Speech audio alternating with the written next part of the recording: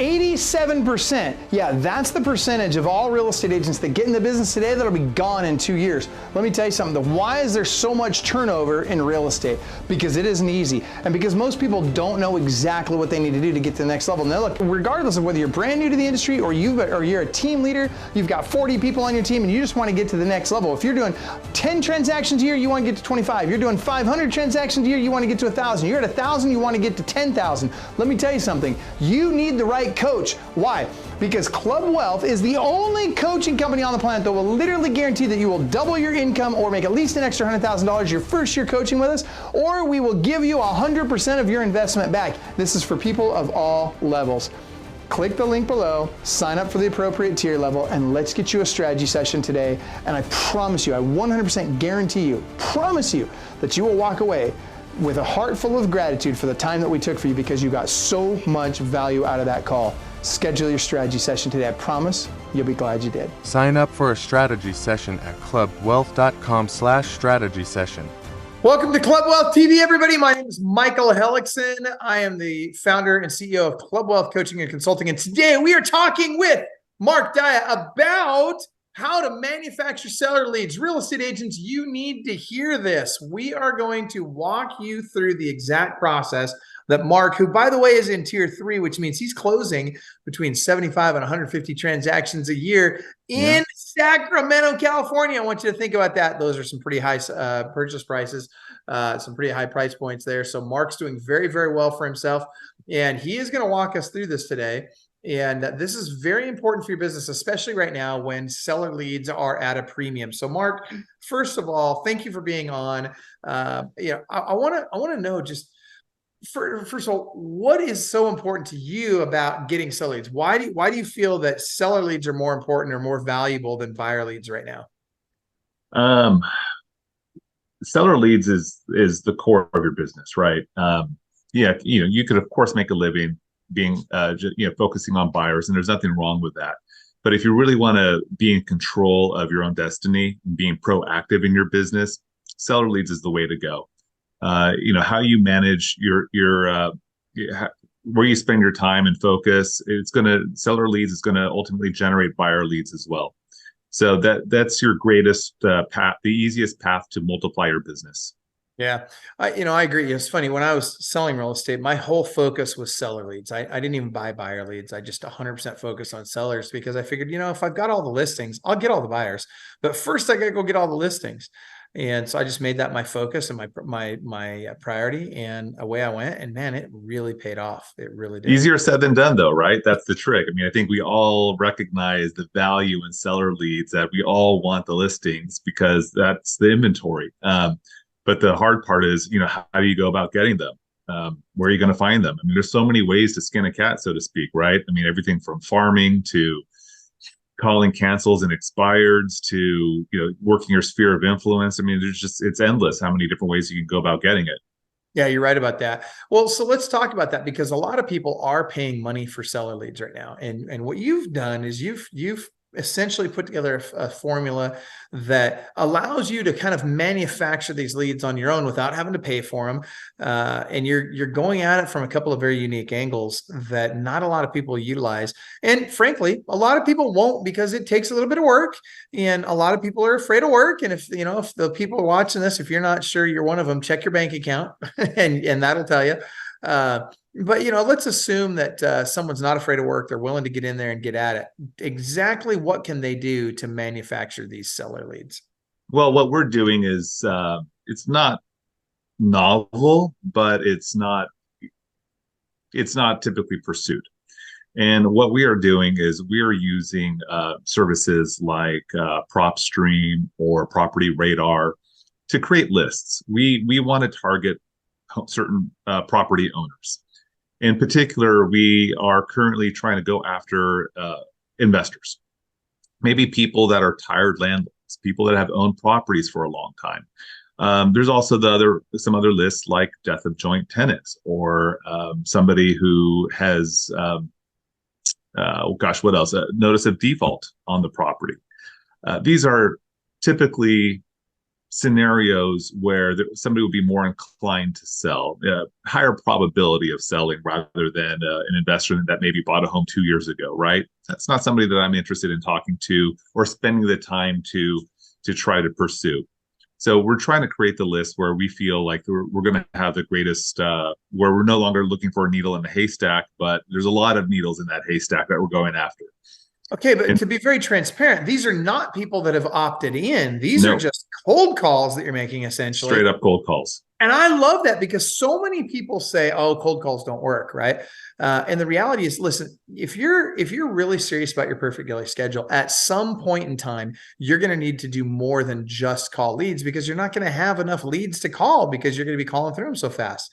And so what you're doing now is you're creating a whole nother list of people you can call that's got a fairly high likelihood of converting to an actual listing at some point. Right. And it doesn't cost you a bunch of money per lead. Because I mean, for a decent seller lead, you're paying, a low end, you're $100, and high end in your market, especially, you could be $700-800 or more for a seller. Yeah, it's possible. Yeah, for one lead. And here what you're saying is, yeah, screw that. I'm just going to grab all these numbers. I'm going to sort through them, figure out, who's more likely to sell. And I'm going to just call them. How many are you getting? Like, let's roughly, how many, what Probably number? about 5 to 9 a day. 5. Did you say 5 to 9 a day? A day. Yeah, dude, that's huge. And so, okay, so you're adding 5 to 9 people to your database per day. And it's just 5 to 9 calls, but it doesn't cost you any money for these. What does it take? So what are the numbers? What does this look like? So first of all, you're calling them. What are you saying? Okay. So it doesn't cost it. Well, the way I have set it up, there's some cost to it in that I have hired ISAs to help me with it, but it doesn't mean I couldn't do it myself. Right. So yeah, each, I don't like to use the word script, but call it outline, is going to be different depending on the kind of list, right? So if we're dealing with investors, let's just say we're dealing with tired landlords, maybe somebody that's owned a property for over 15 years, especially if you hit year 27, because depreciation has run out for a lot of those people, and they've lost a significant tax advantage where, hey, we want to bring that to their attention and see if they're open to possibly selling the property. And oftentimes, if you hold on to a property that long, they might just be really interested. They might be a tired landlord and be looking to sell. Oftentimes we see that, I think multi-unit properties tend to be, those owners tend to be a little bit more receptive to what we're saying. And we're just going in there talking to them about their situation. Hey, have you, I don't have the exact outline in front of me, but, we'll say, we acknowledge we're calling out of the blue, and just get right to it. Hey, are you interested? Have you thought about selling your investment property at 123 Main Street? We're calling a lot of investors like yourself, and we have interested buyers that are thinking about doing 1031 exchanges. Is that something that you might be interested in? And then obviously, it does two things. One, it shows that we're calling you just like we're calling other people. We're calling you about possibly selling your property, but the people that we're calling just like you are also interested in doing 1031 exchanges. So are you thinking about selling? Are you thinking about buying? It kind of takes both of those things and put it together and see if there's any interest. And if they're curious, what does that look like? Tell me about your property. We could run some numbers, and then that's when the ISA puts that lead into our Google form. We have Zap that goes from the Google form into our CRM, and then now that gets imported in there. And then now we in that Google form, we'll have a link to the recorded phone call. We'll listen to the recorded phone call and then follow up from there. And then if that lead still needs further nurturing, we have a dedicated ISA who's been trained on how to nurture these things to bring them to fruition, to the place where it's time for us to step in and handle that seller at that point. Okay, so you've been doing this for how long now? This particular strategy? About 90 days. About 90 days. And you've been getting about 5 to 8 of these leads a day. Yeah. And you're running them through this process. What's coming out the back end so far in the first 90 days? So far, how many hand raisers, how many appointments, how many listings, all that? Oh gosh, I don't have the total number of appointments, but I will tell you that we have uh two, no, yes, two live listings, one coming soon. We have appointments set up to pick up two new listings in the next couple of weeks and a lot of nurtures. Um, we blew a couple of opportunities uh, trying to figure this thing out. um, Oftentimes, there's complications with some of these deals because it's a seller who, an investor who may be wanting to sell might have a problem tenant. They don't want to deal with that tenant anymore. And so now we're inheriting that problem, and they're also looking for other solutions. And so I think we were maybe a little bit slow to act and slow to recognize what we need to do. But, look, lessons learned. But we have a pretty decent pipeline of people that we're nurturing and following up with. In fact, we just today we just got a verbal confirmation from a owner, a land developer. He owns 21 lots in a gated community, and he's told us, yeah, we'll give you 3% to find off market buyers for me. So we've got 21 lots to sell that are considered luxury lots in our area, third to a half an acre.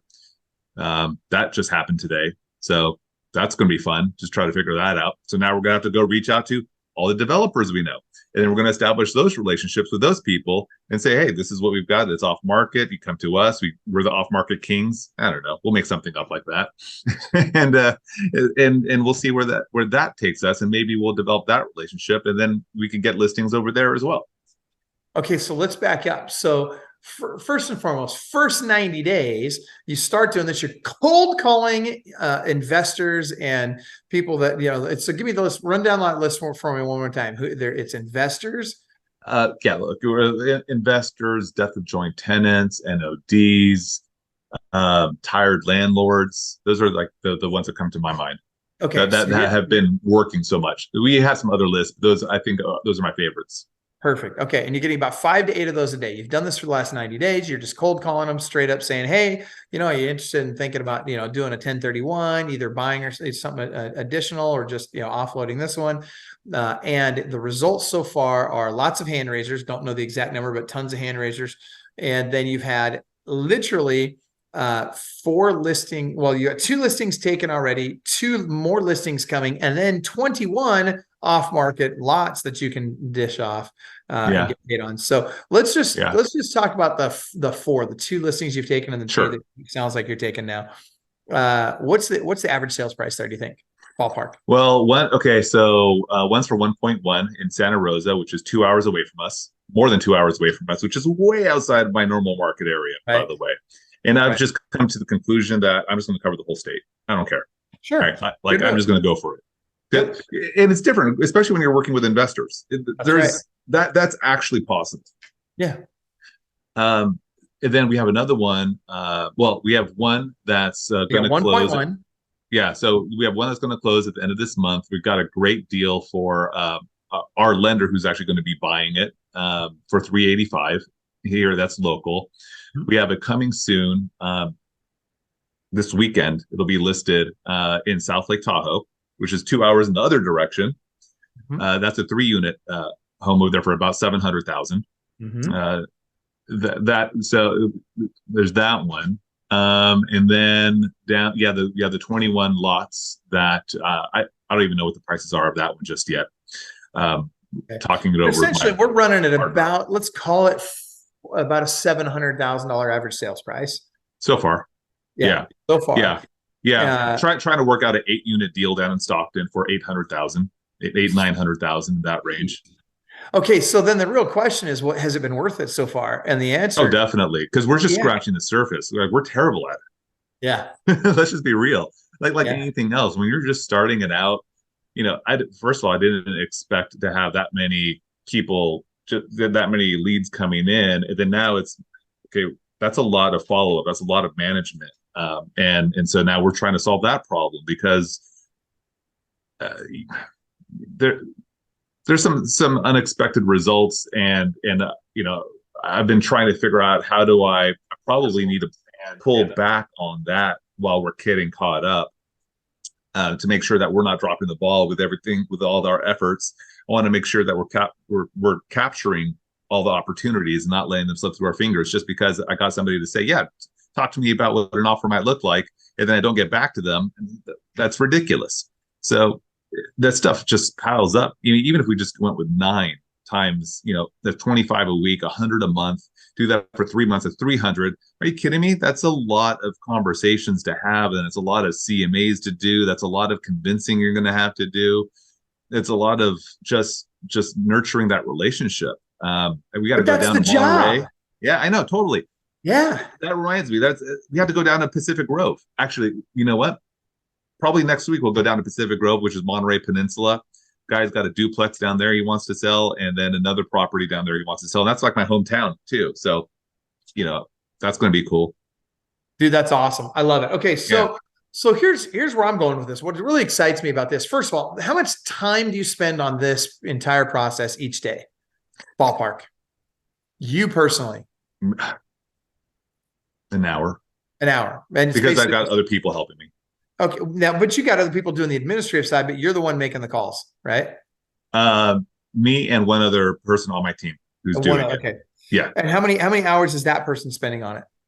He's spending a good amount. He's probably spending at least 4 hours. 4 hours a day. So between you and him, it's a total of 5 hours a day. Yeah. And it's already resulted in the first 90 days in 2 listings at an average sales price of 700, with 2 more coming, also at an average sales price of around 700, maybe even a hair more. But at the end of the day, that's 4 it's 4 listings in the first 90 days, we'll call it. That's really good for 5 hours a day. And I think if someone were, a total of 5 hours a day. Yeah. And so I think if somebody were doing the math on this, they would soon find that this can be a very, very lucrative way to add to your business, especially if you're in tier 1 or tier 2. Let's say you're doing less than, definitely transactions a year, and you just need to get some money rolling in. Well, and here's the thing: we're terrible at it. Yeah. Like we're just getting started. We're working out the kinks. We're figuring out, we're creating it's new to us. I'm sure somebody else has done it before, right? But it's new to us, and we don't have any guidance. So we're trying to figure it out as we go along. And we're seeing where maybe we overinvested in some areas of time and effort with the ISAs. We need to slow that down, make sure we're catching up on this end, and that we're not dropping the ball because we've had conversations and then failed to follow up. We've made those mistakes. The mistakes are going to happen, but we're figuring it out, and we see that this is very promising. Well, and one of the things I also love, Mark, is your willingness to fail forward, and not just willingness, but almost eagerness to fail forward, right? And that, I think, is a prerequisite, especially right now. I think you've got a lot of people who have just, it's been really easy to be successful in real estate. It's like taking candy from the babies here this last 15 years. And then all of a sudden the market shifts and it gets a little bit tighter and it gets a little tougher, and you got to work a little harder, and you got to follow up a little more, and you got to make a few more calls, and you got to do all the stuff. And so many people are just afraid to look foolish, or they're afraid to fail. And so they do nothing. Well, you took the opposite approach. You said, screw that. I'm going to go out there. I'm going to fail forward. I'm going to figure it out. And right now we suck at it, and it's working really well. I can't imagine what it's going to be like when it's working great.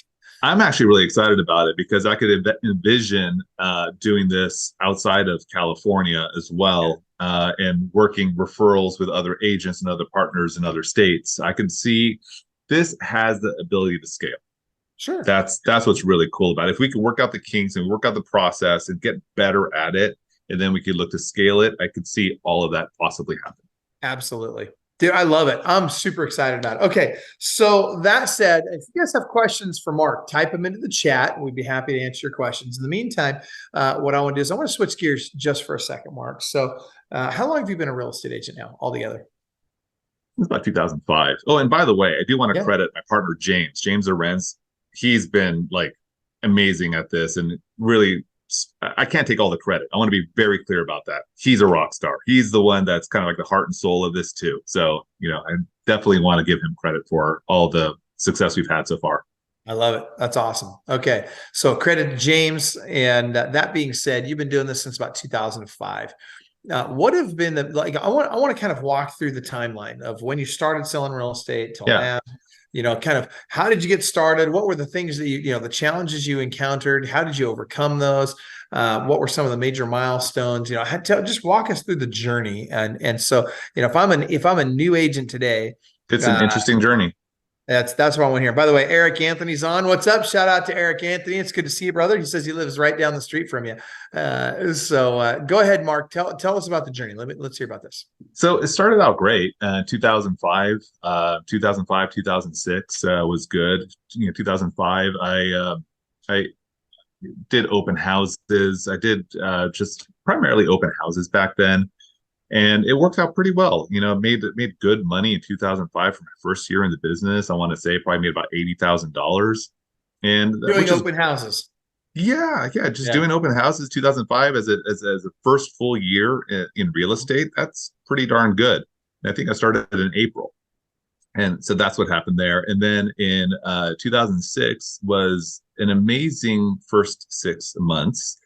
In fact, June of 2006, I made $40,000 that month while I was on my honeymoon in Maui. And a lot of it just came from new home sales. It was just new home sales, checks in the mail, right? Like easy, easy, easy. And then I didn't make another closing for 5 months. Oh, yeah. And then that was the beginning of the end.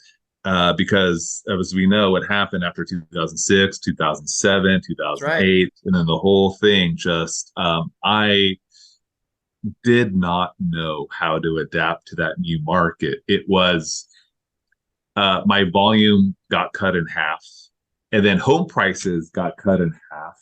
So my income got cut in 3/4. And I had to take a job for a little bit. And that was really rough, a little pride swallowing, and that was hard to do. But I eventually got back into real estate, but just still hanging on by just barely hanging on. I really wasn't, to be honest with you. I ended up having to file bankruptcy. I ended up having to do an offer and compromise with the IRS. It was just, and then my wife had to develop a chronic illness. And she couldn't work. And so it was just, I was literally out there putting resumes for jobs, working for the state that wouldn't even pay the bills. And it was the ultimate story of thank God for unanswered prayers, because I had a hookup. The guy put my resume on the top of the pile. He worked for the employee, the EDD. I forget what it stands for, but yeah, he put my resume on the top, and I didn't even get a phone call. But I put my license out in somewhere in the Bay Area just to hang it. Like, I'll just leave it with you. I'm not going to be charged any monthly fees and that kind of thing. And then in 2013, I accidentally made money that year. And what I mean by accidentally made money is that, like, hold an open house and then kind of got lucky, and then picked up a listing, kind of got lucky. And it was just a lot of luck went my way. My broker over there, she's just this genius woman, incredible. She was a short sale queen. She was smarter than any attorney. She could work any deal, in the courts, out of courts, it doesn't matter. And she'd be working the Sacramento market from Santa Clara, and then she'd be like, "Hey, this person wants to write an offer. Can you write the offer for him?" "Okay, thanks." And I just collect. There's a $10,000 paycheck. "Thank you so much. You're amazing," right? And then 2013 ended up being my best year ever. Mm-hmm. And then I had to decide, am I in or out? And that's when I was like, okay, at the end of 2013, I made the decision, I'm all in. And what I mean by that is I took the first 2 months of 2014 to really figure out my business plan. How am I going to make this work and be proactive? Because it was in 2013 when we were able to have a friend of ours move in with us to help take care of my wife at the time. And because she was dealing with those health issues and being in the wheelchair and those kinds of things. And that allowed me to, for the first time, focus on work instead of being the mom, the dad, the cook, the nurse, everything. It was just a lot for one person to handle. And having that help in the house allowed me to just get all my creative juices out, right? To really figure it out and be proactive. And I was working till 11 o'clock every night because I had just so much pent up energy of I'm going to do this, right? And then I came out with a plan of just attacking a farm where I lived.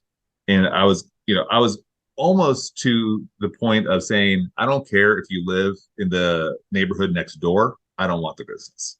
I am going to be everything in this one little market, these Sounds a 2,000 lot like homes. most California agents. Yeah. So I just went for it, and I went for it, and then I was, I think in 2013 it was a good year. 2014 was Well, hold on, even hold on. better. Back up. I want to back up to what happened with the farm. So, Okay, yeah, yeah. Well, so the you farm, decide I'm just going to work this one little neighborhood. How long sure, did you yeah. do it? How much did you I spend? How much time and money, and what was the result? In the beginning, I wasn't spending too much. I just got a website and I basically named it after the farm. My farm, the area over here is called Anatolia, so I got AnatoliaHomesForSale.com.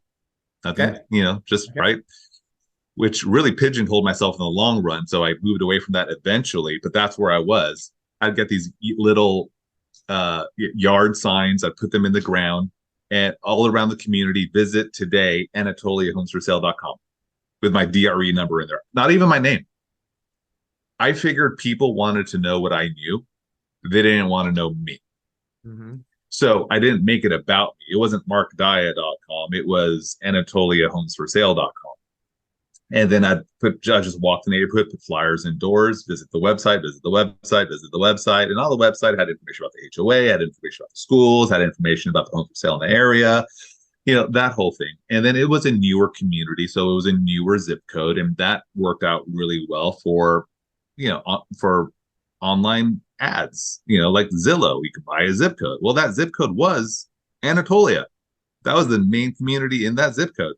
So it was really easy for me to capitalize and say, look, I'm the expert. This is my website. It's called Anatolia Homes for Sale. So you don't have to go to Zillow anymore. And back then, Zillow wasn't accurate either. So that was really good. So I would tell them to come to my website instead. And that worked out well. And what ended up happening is that in 2014, I want to say I sold 28 homes altogether. In 2015, I sold 52. How many of those were in Anatolia? A lot. It was over half of it So hold was, on. So hold on. So, hold on. Wait. yeah. Wait. Okay. So what you're saying is, Mike, I set a plan in place. I went out, I started working this farm area. Yep. I got hyper focused on it. I knocked doors. I dropped off flyers. I made phone calls. I did everything I could inside that area. I bought the Zillow zip code for that area. I bought, other lead sources in that area. And how long did you do this before it started paying off? It started paying off like pretty fast. It started paying off like, I launched the website on March 1st. I figured out all my vendors. I figured out everything I needed to do January and February. March 1st, I was like, let's go. We're going live now. It's going to happen. Yeah. And I don't remember the exact results from 2014. And, that was a while ago. But that's what I did to get it off the ground, to get it going. So I started getting some of those results pretty quickly. And 2015 was that was my breakout year, right? Because 2014, I think I was second in the zip code for sales, and then 2015 I was number one after that. But even then, it's funny. I'll never forget this. I had a listing appointment. I went in there, and then the guy told me, "No offense, I have no idea who you are." And I'm like, "Are you kidding me?" Because the guy, to get to his house, has to drive by one of my for sale signs on the corner, Right. like every day. Yeah. And then I was like, you know what? That's my fault. So then I started developing a newsletter that would go out. But I didn't want to do a newsletter like everybody else does, because it's going to get thrown away. I wanted to stop people in their tracks. So what I did is I got an 11 by 17, folded in half. So it became a 4-page newsletter on cardstock, high gloss, nice graphics, the whole thing. Very eye-catching. Yeah, you'll throw it away, but you're going to give it the respect it deserves first before you throw it away, right? Like, oh, okay, wow, who did this? Oh, okay, that's who did it. Okay, now it's in the garbage. That's what I imagined would happen in people's homes. Then again, that just helped propel me even more to get more and more business in the neighborhood. And then, like literally within a week or two of that, I was going to the local Starbucks, and they're like, "Oh, you're Mark. You're the guy that sends out those newsletters." It was like that. It had an immediate impact, but it was a high quality piece that went out, and I managed to design it and print it locally and get it delivered, all for 54 cents a door.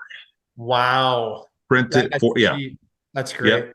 54, I think it was 54 cents a door, that 4-page delivered on that card stock folded in half, Perfect. which is cheaper than a postcard. So you did that for how long? I did that all the way until I opened my office, So then which was how long ago? About 2 years ago? about two and a half years ago. Yeah. So I guess this is the big question, Mark. Why aren't you doing it today if it worked so well? Well, okay. So mistake.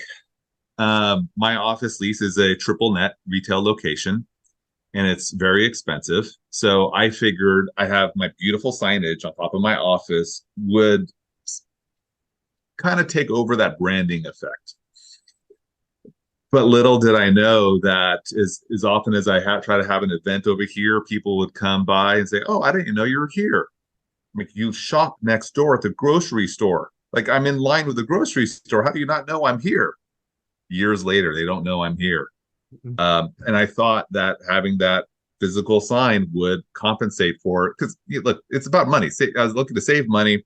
I'm spending way more money on the lease than I was on the newsletters, but maybe I should have kept the newsletter and the lease. Okay, so then I guess here's the question: is it too late? Can No, you start? no, it's on my list of things to do, to go back to.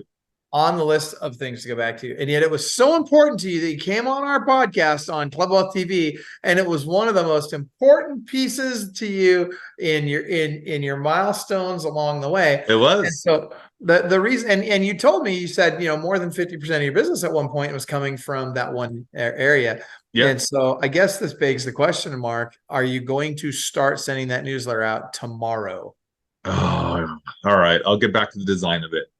Okay, so Yeah. we need that newsletter to go out right away. I mean, because here's the fact of the matter. The fact of the matter is, it works. You know exactly how to make it work. Yeah. And by the way, I'm guessing nobody else has gone in and taken over that area yet. So you still have time to go back in there and get more aggressive and take it back over. No, but somebody did rip off my old copy of my old format and is copying it and using it in the same area. Yeah, well, okay. It's what it is. That's okay. I'll come back. Yes, you need to get in there and just do it better, right? Well, that's what it is. But what's interesting is that person has not picked up any real listings in that neighborhood. So it makes me wonder. Why do you think that is? Well, I don't know. Because I have some that ideas. person lives nearby. Okay, so they live nearby. So what? Here's the thing. Do you think they're making the phone calls? Do you think that they're knocking the doors? Do you think that they're doing all the other stuff that takes work? Or are they just sending a newsletter out? Yeah. Sending a newsletter out is great as an augmentation to those other things. That's but what it's it is. not a replacement for those other things. And so it has to be a multi-layered approach. That's right. That's exactly right. And so I would suggest, if you just get back in there and you just hit that multi-layered approach again, and just hit them land, air, and sea, you're going to have success in that neighborhood again. So, yeah, I think so. I think you're right. I'm going to do it better, though. I'm going to do it better this time. I'm going to be a little bit more creative this time. And I think I'm going to have a much more clear value proposition in that newsletter. And I hate to, well, it'll just be, I'll be able to differentiate myself more clearly, like with who I am and what I stand for. Why Sack Platinum Realty, who are we, that kind of thing. I think I need to get that message across much more clearly. There's a newsletter that I used to use that I had really good results with. And if you go to clubwealth.com/newsletter, clubwealth.com/newsletter, you can get, it'll take you to the vendor that we used for ours. And I'll check it out. Oh, it's solid. Now, one of the most important things in how we did our newsletter was we'd make sure that we had our clients' names appearing in the newsletter as often as humanly possible. So we do things like we do a coloring contest for the kids.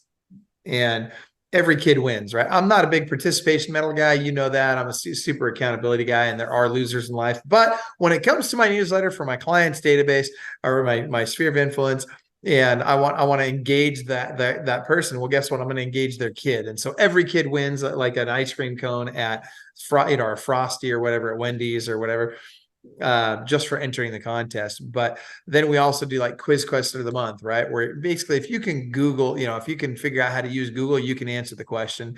And then we draw from those. And from those, we take them and we pick a winner, and then that winner gets a prize, and we mention their name in the next newsletter. Congratulations, Mark, you won the contest last month, and here was the correct answer, and here's your prize and all that. And then we do a friends referring friends section, and this was huge, right? So it'd say, hey, thanks, Mark, for referring Susie to us. We really love Susie. She's been looking at properties with us now. Just thank you for the referral, right? And so it's just very simple. Thank you, so-and-so, for referring so-and-so. And we list everybody's names in there. And by the way, we do the same thing on social media. But the physical newsletter, and this is the thing, physical newsletters are getting, there's a resurgence of interest in physical newsletters right now. And I think the reason why is because people are getting burned out on electronics. I think people are just getting to that point where, they're using it all the time. They're married to their phone, and they get something physical and tangible, and that's different. It's a differentiator. Did you ever get that? Did you ever feel that? No, I know exactly what you're talking about. I believe that 100%. Yeah. Yeah. I think that's a huge difference. And dude, so I would recommend it, like, because here's the thing: if I'm going to compete against this guy that ripped off your old format, great, create a new format. You go, like the one that we use. Yeah. And then just go over the top, right? It's like, Yeah. Good luck, bro. That was me 3 years ago. Wait till you see me now, right? Like, I'm gonna whoop your butt now. Anyway, I say that in a loving way, of course. No, totally. No, and the the person's an amazing person, so I hold nothing against that person. And who knows, I'm not suggesting that, just because there's truth in that, the only thing an agent likes better than the sound of their own voice is the sound of a competitor's body hitting the floor. I'm not saying that necessarily applies to you. But in this case, I say, go crush them, Mark. So, all right, let's fast forward. I want to talk to you about a couple other topics really quick. I know we're running short on time, so I'll make this fast. But I want to talk about this lawsuit, this NAR lawsuit. What do you think? What's going on with this thing? All of a sudden, there's been a bunch of people settled in NAR, Sure. and all of a sudden the plaintiffs won this first round of lawsuit. Where do you think this goes? Is buyer agency a thing of the past? Where do you think this goes? Yeah. I think that this may, no, buyer's agency will still be in there. I think ultimately we're going to see, because they're going to decouple the buyer's commission from the listing agent, because the listing broker is the one that pays the buyer's agent. We're going to decouple that. And I think that what's going to end up happening is that you're going to see agents are going to get trained. It is going to be now standard practice to have a buyer broker agreement signed with a fee that's going to be stated on there, which is completely negotiable. And then that's going to get incorporated into the offer, and then the seller is going to consider it when considering their net. I think that's we'll see what happens at that point, because what I would hate to see is now that the seller is going to be countering that aspect of it, and now it's forcing the buyer to come out of pocket with additional costs. And that's the part that I'm unclear how that would play out, because there's some buyers just can't afford to come out of pocket those additional costs. Okay, but wouldn't you agree though, Mark, that by and large in most transactions that the buyers are tapping the sellers now? And I'm saying this is today. This wasn't a year ago, but today they're tapping that seller for everything they can get. They're tapping them for closing costs. They're tapping them for for work that needs to be done to the house, all that stuff, so they can get in for as little cash as possible. And frankly, sellers are conceding nowadays. True or false? True. Yeah, and so I think that becomes a function of the market, right? And what's going on in the market. That's very true. That's very true. But you know what I would love to see happen? Mm-hmm. With the precedents that has now been set, mm-hmm. I think NAR should countersue the National Bar, because for their price fixing, when they work on these contingencies, are they not all the same? They're Are they? basically, depending on what type of lawsuit it is, there's They're all standard commissions Is for there all not kinds of. price fixing there? I think Of there should be a course. countersuit, with the precedents established of what they have done to sue them now, for all the attorneys. I like that idea. Yeah, boy, I'll tell you what though, as much as I'd love to say that's got legs, I don't know, man. Somehow I think they'd squeak out of that and somebody's going to end up wasting a lot of money, but you never know. I think that I think we haven't even seen where this is all going to go yet. I think this could No. permeate multiple industries. It could be a lot of industries. I think that this could have a major impact on the real estate industry. I personally, though, don't think that it's going to be a bad thing. And here's why. I think that, smart agents, they adjust, they adapt, they improvise, they overcome. They figure out ways to be successful. They reinvent themselves constantly. And I think those that do that, they're going to be very, very successful, because I think that as things change and as agents now have to learn how to go articulate their value to a buyer, and convince the buyer that, hey, I'm the person for the job. Let me show you why. And by the way, here's a buyer agency agreement we need to sign so that we can engage my services. I'm not a door opener, right? Right. That you Right. have to establish that, like, and to no fault of the public who doesn't understand what it is that we do, it's not their fault.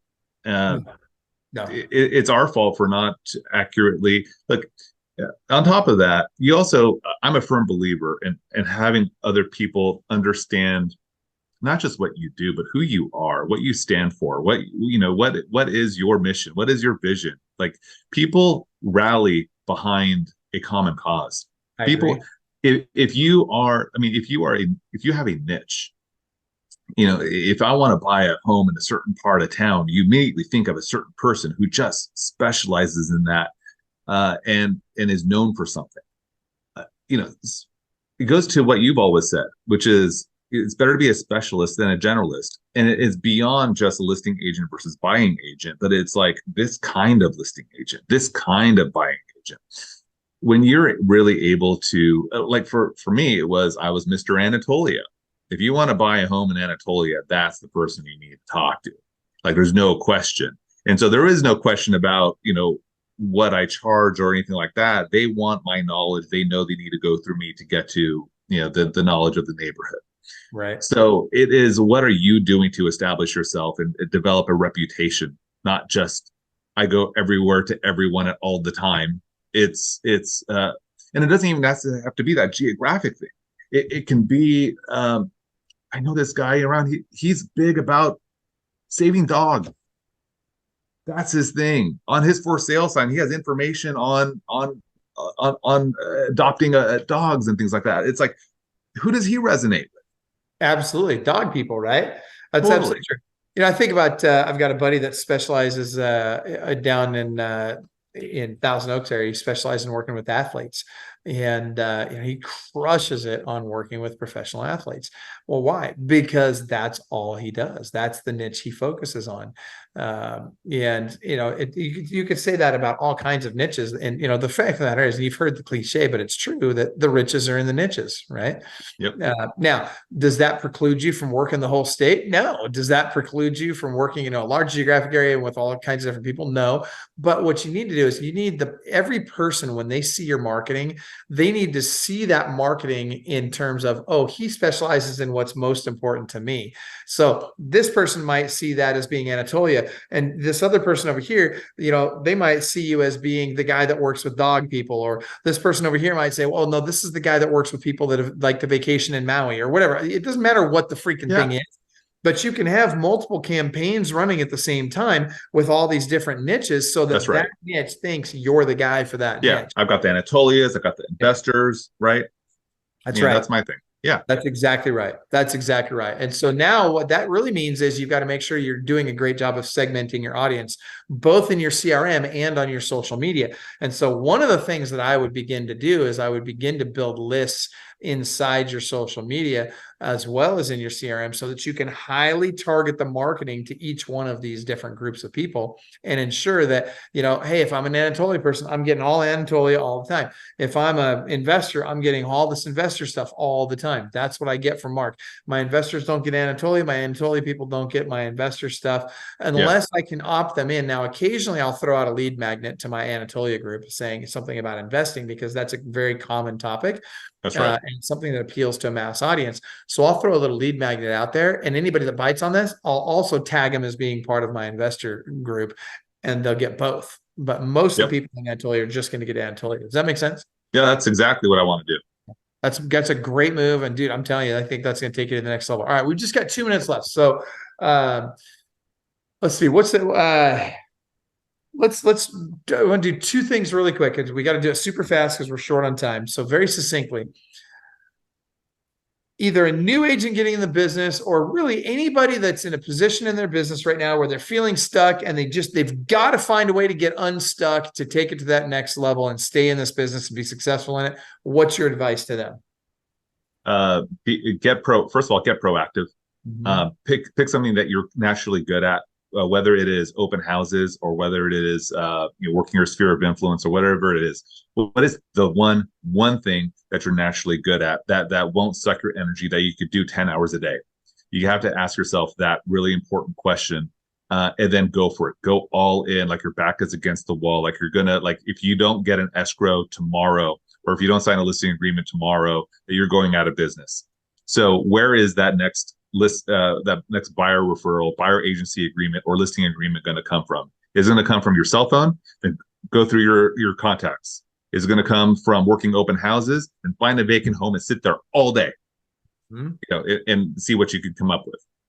Dude, I love it. I love the way you put it in terms of find something that you could do for 10 hours a day and not get worn out doing it. Like you'd be okay doing that 10 hours a day. I like that a lot.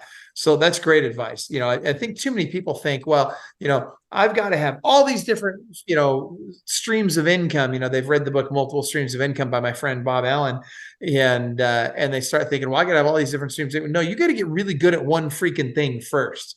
And once you've gotten really good at that, and you've automated, delegated, and eliminated everything you can with regards to that, now we can talk about moving on to the next thing and adding more to it. So that's it. I love that. And finally, Mark, what I want to know from you is 2 things. 1, if there was one last piece of advice you could give everybody watching this, what would it be? And then 2, tell us, if somebody wants to connect with you, how would we get a hold of you?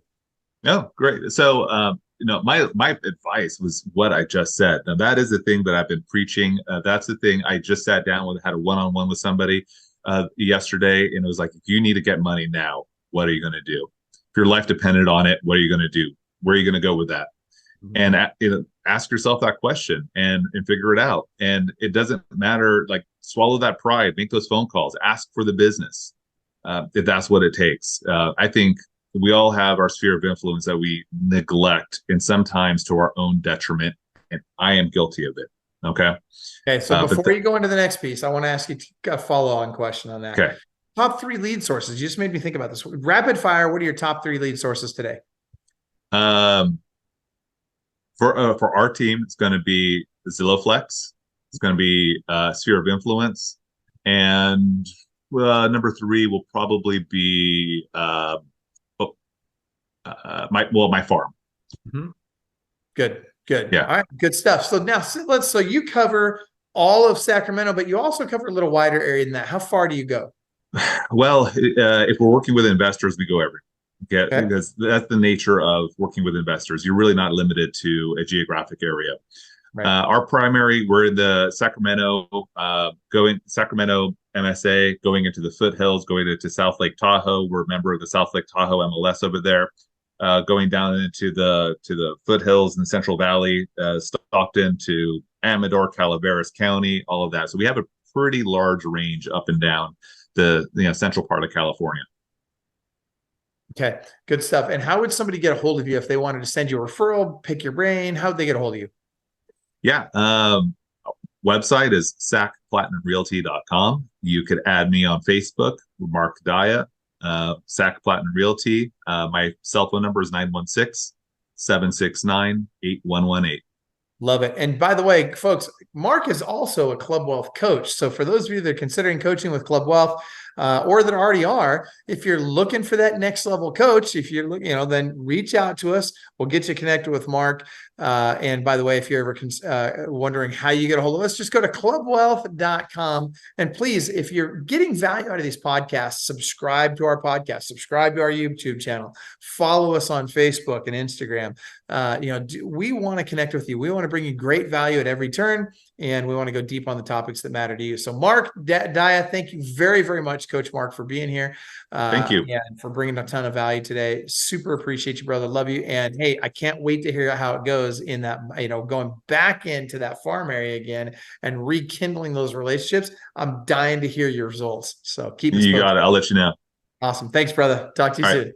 87%. Yeah, that's the percentage of all real estate agents that get in the business today that'll be gone in 2 years. Let me tell you something. Why is there so much turnover in real estate? Because it isn't easy. And because most people don't know exactly what they need to do to get to the next level. Now look, regardless of whether you're brand new to the industry or you're a team leader, you've got 40 people on your team and you just want to get to the next level. If you're doing 10 transactions a year, you want to get to 25. You're doing 500 transactions a year, you want to get to 1,000. You're at 1,000, you want to get to 10,000. Let me tell you something. You need the right coach. Why?